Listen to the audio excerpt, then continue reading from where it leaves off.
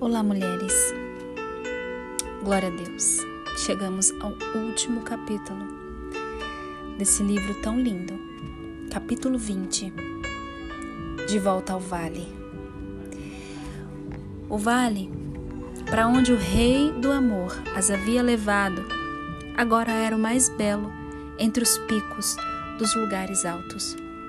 Toda essa região consistia em tranquilos jardins, pomares e vinhas. Aí cresciam as flores das mais raras belezas e lírios de todas as espécies. Havia também árvores de especiarias e de muitas qualidades de frutas, castanhas, amêndoas, nozes e muitas outras variedades até então desconhecidas para a graça e glória. Os jardineiros do rei, sempre ativos, podavam as árvores, cuidavam das plantas e das vinhas e preparavam os canteiros para as semeaduras. Essas plantas, o próprio rei as plantava nos vales, cujo solo não oferecia boas condições para aquela região acima, onde elas podiam crescer e florescer, a fim de embelezarem outras partes do reino do amor, pelas quais ele passava. Eles tiveram muitos dias agradáveis, vendo os jardineiros trabalhar sob a graciosa supervisão do próprio rei e acompanhando-o enquanto ele andava pelas vinhas, ensinando e aconselhando os vinhateiros. Um dia, entretanto, Graça e Glória, com suas duas servas, andando por ali, chegaram a um lugar de onde podiam ver direito os lugares baixos bem distantes. Enquanto observavam, avistaram um grande vale verde entre duas cadeias de montanhas, por onde circulava um rio brilhante como um fio de luz. Aqui e ali, manchas marrons ou vermelhas pareciam indicar vilas ou aldeias e habitações cercadas de árvores e jardins. De repente, Graça e Glória soltou um pequeno grito, pois havia reconhecido o lugar. Ela contemplava, era o próprio Vale da Humilhação, o lugar em que havia morado em miséria por tanto tempo e onde recebera o chamado do pastor para os lugares altos. Sem dizer palavra, ela se sentou na relva e, continuando a olhar, pensamentos mil povoavam-lhe a mente.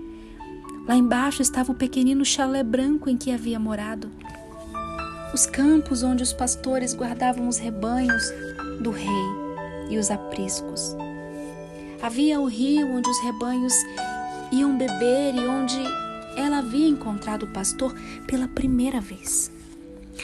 Naquele vale viviam todos os seus colegas de trabalho e os amigos no meio dos quais ela havia morado e desfrutado relativa camaradagem. Outras pessoas que ela havia conhecido estavam lá também. Ao lado da vila estava o chalé da tia sombria, agourenta, no qual Graça e Glória havia passado sua miserável infância, com as primas Desânimo e Rancorosa e com o primo Covardia. Ao pensar neles e na sua miserável existência, uma guilhada de compaixão e pena atravessou-lhe o coração.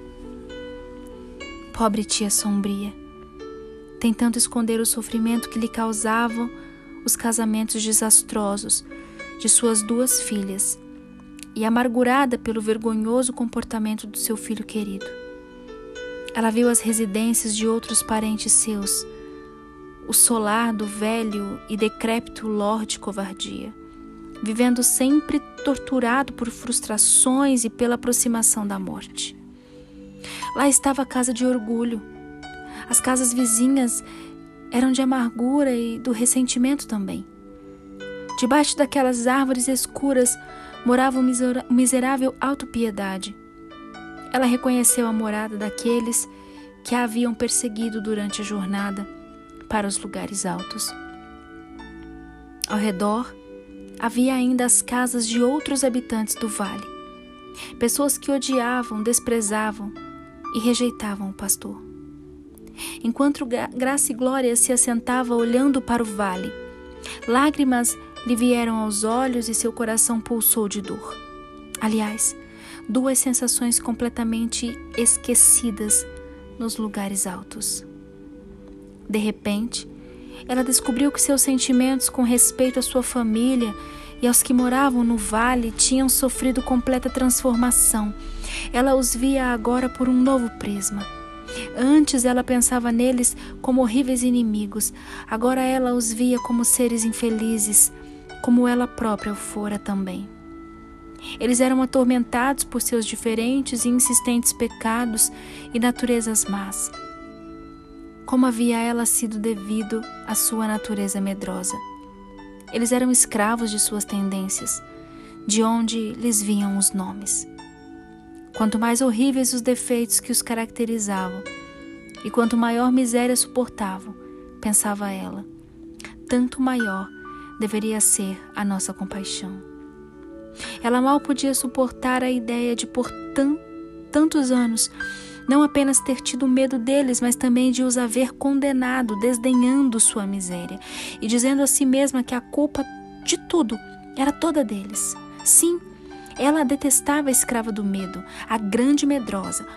Os havia, na verdade, desprezado pelas coisas que os deixaram tão infelizes e horríveis, quando ela mesma era igualmente infeliz e escrava.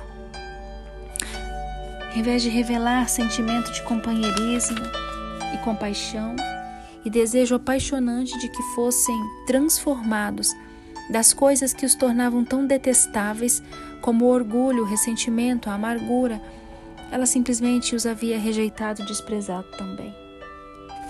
Ao pensar nisso, virou-se para a alegria e paz, assentadas ao lado, e clamou desesperada.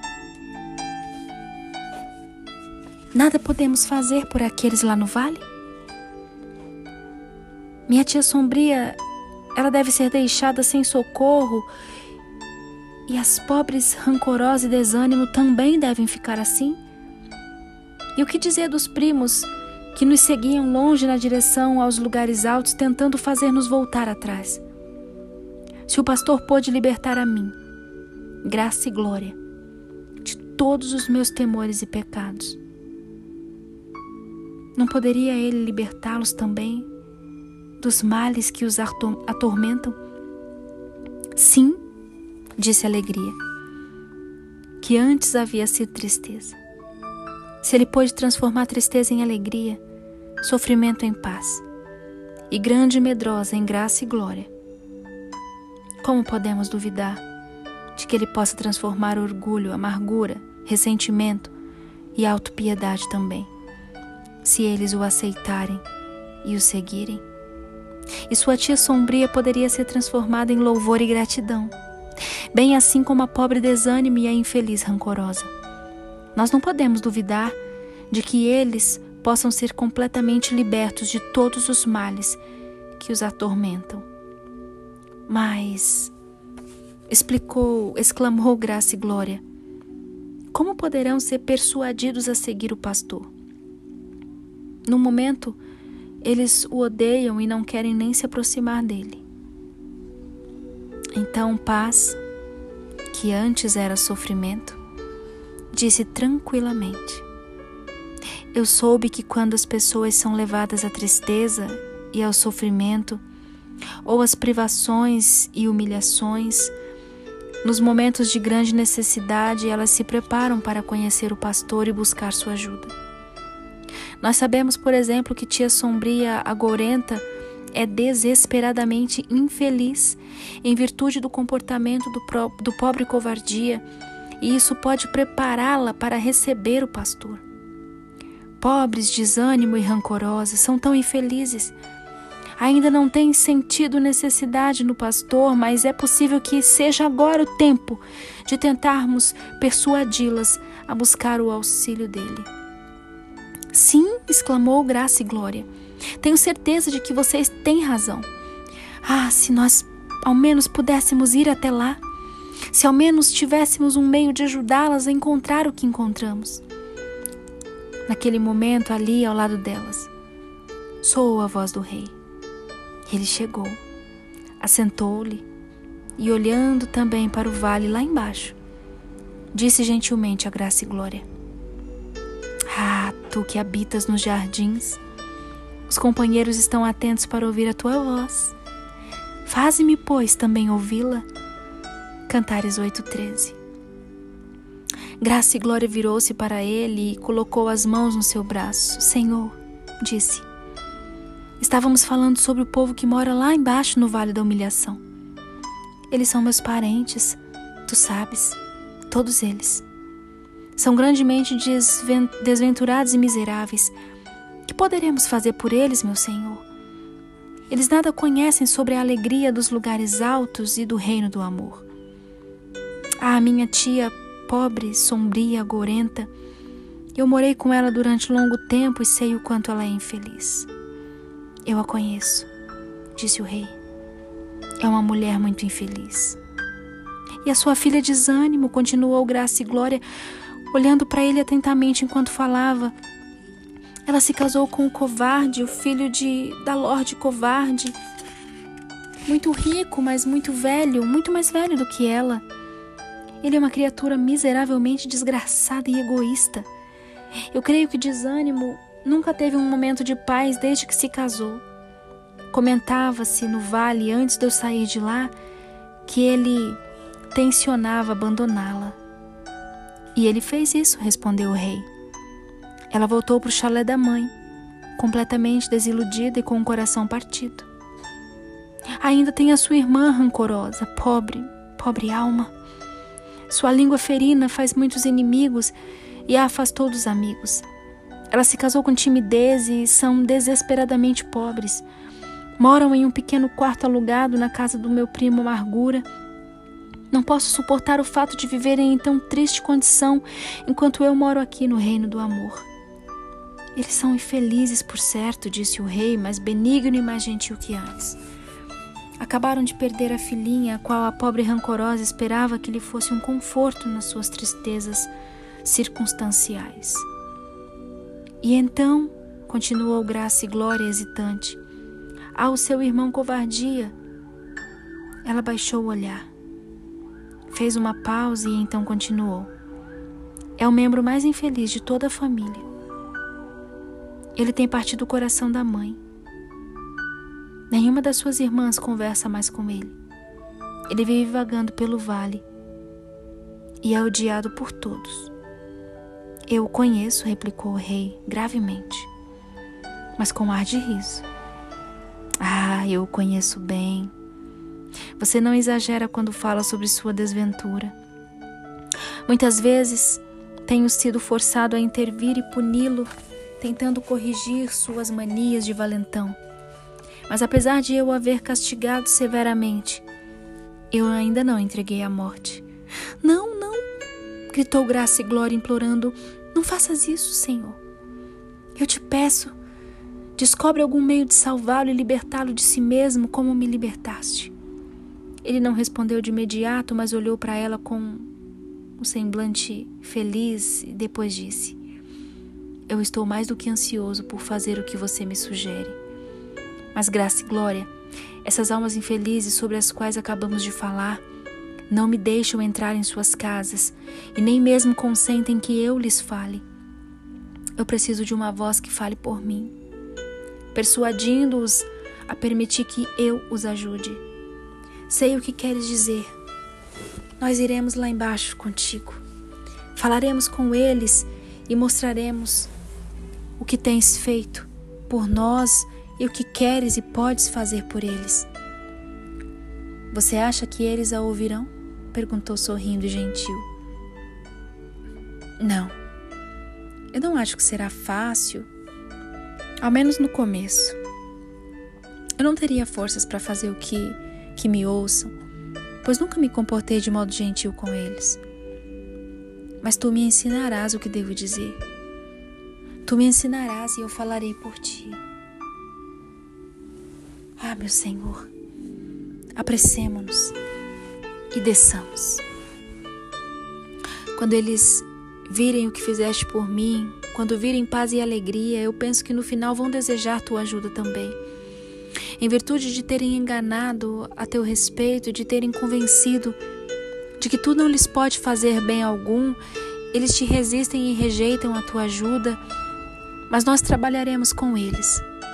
Especialmente agora, meu Senhor, quando eles estão tão infelizes e tão desesperados pelos demais. Sua grande miséria, solidão e tristeza tornam-nos desejosos de ouvir as novas da tua graça e do teu desejo de salvá-los. É verdade, concordou. É assim mesmo que eu penso. Esta é, por certo, a ocasião mais propícia para descermos lá e tentarmos ajudá-los. Eles, de pé em pé, enquanto falava, ele se colocou em pé enquanto falava, ela também se levantou, e os 4 permaneceram alegres e radiantes à beira dos lugares altos, prontos para descer ao vale de novo. Então Graça e Glória viu que a grande queda d'água quase junto deles descia para o vale também, com um alegre e tumultuoso som de muitas águas cantando enquanto saltavam sobre as rochas. De repente ela entendeu.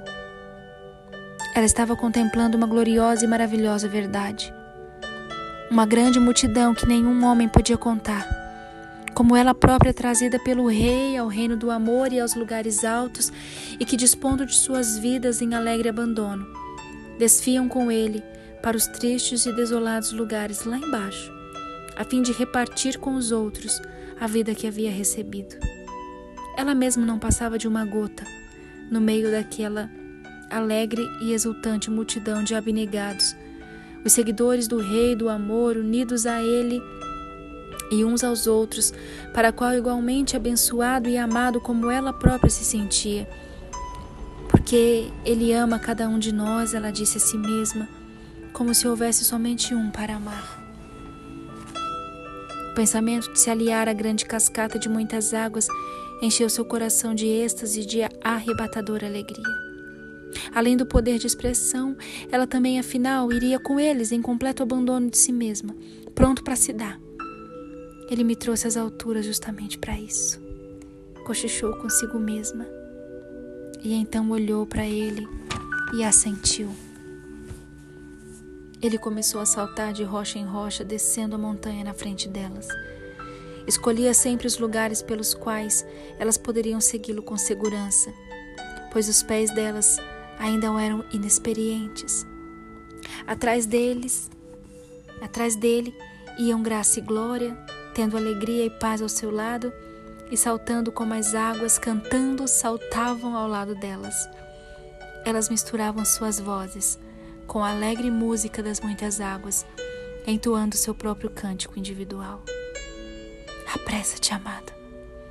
Sê como o cervo, nas montanhas docemente perfumadas, e eu a ti nos lugares altos onde estás. Com pés de corça seguirei, tão próximo como após o cervo vai a corça, assim aonde fores certamente irei. E esse fora talvez o último verso do Cântico dos Cânticos, escrito por Salomão, mas para a Graça e Glória era o começo de uma nova e completa canção. Fim.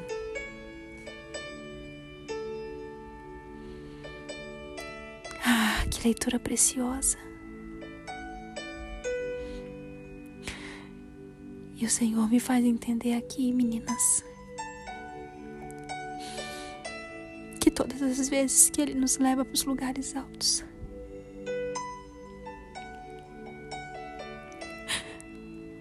é para que de lá de cima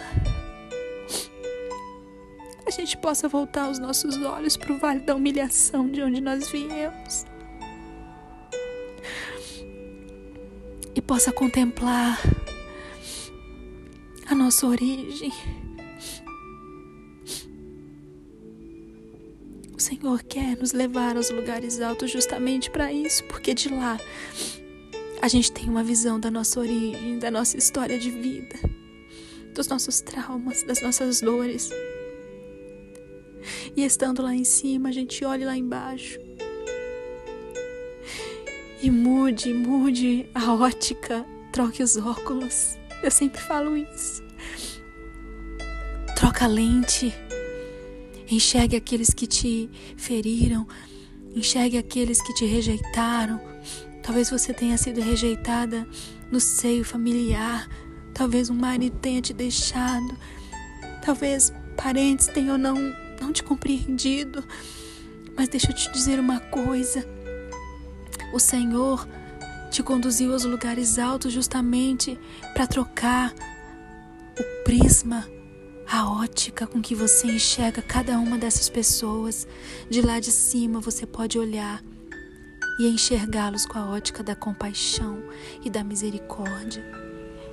Ei, subimos para poder descer. Aleluia, que esta presença que eu sinto aqui invada a tua vida agora. Meninas, nós finalizamos essa leitura e na segunda-feira eu pretendo iniciar o volume 2 dessa aventura, que é a continuação dessa história tão linda. Não dá para interromper. Eu vou deixar o grupo aberto. Comentem a respeito da leitura, como foi, tá bom? E na segunda-feira a gente inicia, para a glória de Deus.